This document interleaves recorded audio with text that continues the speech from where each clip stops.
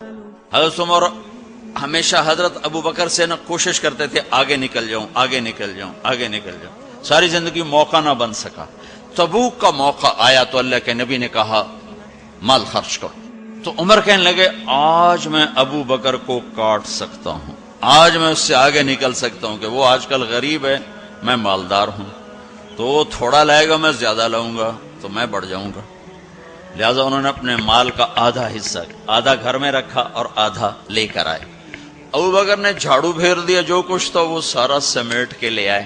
جب دونوں پراپرٹی سامنے رکھی گئیں تو حضرت عمر کی بہت زیادہ نظر آ رہی، ابو بکر کی بہت تھوڑی نظر آ رہی، لہذا حضرت عمر بڑے اطمینان میں کھڑے کہ آج جیت خطاب کے بیٹے کی ہے۔ میں قربان جاؤں، اللہ رسول تو جانتے ہیں کہ کون کیا کر کے آیا ہے، تو میرے نبی نے سوال ہی بدل دیا، جو اس موقع کا سوال ہی نہیں۔ میرے نبی نے پوچھنا یہ تھا ابو بکر کتنا لائے ہو، عمر کتنا لائے ہو، اور یہی اس موقع کا سوال ہے۔ لیکن اللہ رسول جانتے ہیں کہ کس کے مال میں وزن زیادہ ہے، تو میرے نبی نے سوال بدل دیا، فرمایا عمر ما خلفت، واہ واہ عمر پیچھے کیا چھوڑ کے آئے ہو؟ تو حضرت عمر تو وہیں دھڑم ہو گئے گا، با میں گیا، سوال سے ہی وہ پتہ چلے گا، با میری کلی اڑ گئی وکٹ۔ عمر ما خلفت یا ما ترکت لأہلک، یہ دونوں الفاظ ہیں، پیچھے گھر والوں کے لیے کیا چھوڑا؟ تو پہلے حضرت عمر بڑے جوش میں کھڑے تھے، پھر ایک دم ڈھیلے ہو گئے، کہنے با جی آدھا چھوڑا ہے آدھا لایا۔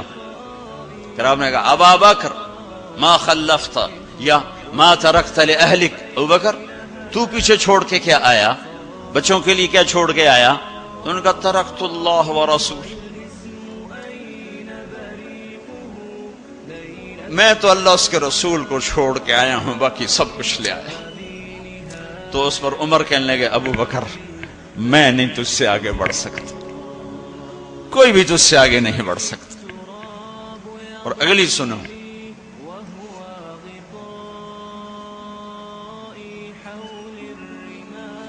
اپنے کپڑے بھی دے دیے اور ایک ٹاٹ تھا وہ پہن کر اس کو کانٹوں سے سی لیا۔ تو جبریل آئے، کہنے لگے یا رسول اللہ، اللہ تعالیٰ پوچھ رہے ہیں کہ ابو بکر نے یہ ٹاٹ کیوں پہنا ہوا ہے؟ تو آپ نے کہا کہ ابو بکر نے سارا کچھ اللہ اس کے رسول پہ لگا دیا ہے، اس لیے یہ پہنا ہوا ہے۔ تو کہا یا رسول اللہ،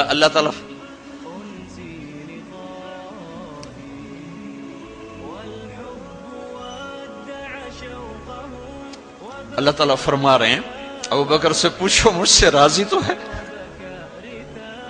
مجھ سے راضی تو ہے، اس فقر میں مجھ سے راضی ہے؟ میں تو اتنا سفر کر کے آیا ہوں، حالانکہ ابھی 4 دن پہلے میں 12 ملکوں کا 10 ملکوں کا سفر کر کے آؤں، ساری ہڈیوں میں درد ہے، میں اس لیے آیا ہوں کہ چلو کوئی بخشش کا بہانہ مل جائے، کوئی بخشش کا بہانہ مل جائے، اللہ راضی ہو جائے۔ آپ سارے اس لیے حج پہ جا رہے ہو کہ اللہ راضی ہو جائے، جو سارے جہان سے کہتا ہے مجھے راضی کر، وہ کہہ رہا ہے ابو بکر سے پوچھو مجھ سے راضی تو ہے۔ تو آپ نے کہا ابو بکر تیرا رب تجھے سلام بھی کہہ رہا ہے اور پوچھ رہا ہے کہ راضی ہو؟ تو ابو بکر کی چیخیں نکلی، میں اپنے رب سے راضی، میں اپنے رب سے راضی، میں اپنے رب سے راضی۔ میرے بھائیو بہنوں، زندگی ایسے گزار کے مرو کہ اللہ کو ملو تو اللہ خوش ہو کے مل رہا، ایسے نہ مرو کہ اللہ کی بارگاہ میں پیش کیے جا رہے ہوں مجرم